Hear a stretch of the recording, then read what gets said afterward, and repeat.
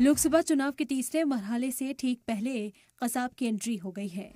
16 साल पहले मुंबई पर हुए दहशतगर्दाना हमले का दिन कांग्रेस लीडर और महाराष्ट्र में लीडर ऑफ ऑपोजिशन विजय वडेट्टीवार के एक बयान के बाद बाहर आया है। विजय वडेट्टीवार ने नॉर्थ सेंट्रल मुंबई से बीजेपी उम्मीदवार और सीनियर वकील उज्ज्वल निकम पर मुल्क से गद्दारी का इल्जाम लगाया।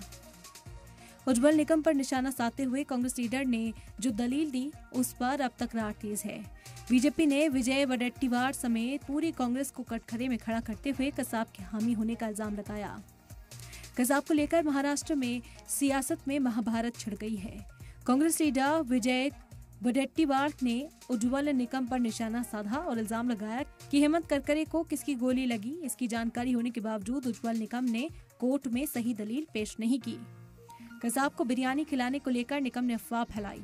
उज्ज्वल तभी से आरएसएस के गुलाम बनकर काम कर रहे हैं और उनका इनाम बीजेपी ने टिकट के तौर पर दिया है। उज्ज्वल निकम मुल्क के गद्दार हैं। वडेट्टीवार के इस बयान को लेकर बीजेपी हमलावर है। एटीएस अफसर की शहादत को लेकर 16 साल के बाद कांग्रेस लीडर ने जो बयान दिया उसे लेकर सवाल भी उठ रहा है और सियासत भी हो रही है। विजय वडेट्टीवार के बयान को लेकर उज्ज्वल निकम ने भी पलटवार किया है। बयान पर बवाल मचा तो विजय वडेट्टीवार ने सफाई दी, लेकिन वो अपने बयान पर कायम रहे। वो तो मैंने नहीं कहा हूँ, वो तो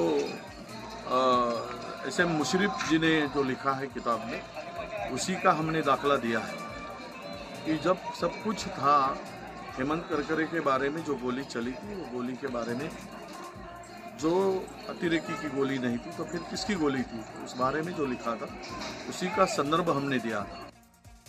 चुनाव के दौरान कसाब का जिक्र नई सियासी जंग का आगाज कर रहा है, मगर बड़ा सवाल है कि मौजूदा सियासत में इसकी क्या जरूरत है और एक अफसर की शहादत पर 16 साल के बाद सवाल उठाने का मकसद क्या है।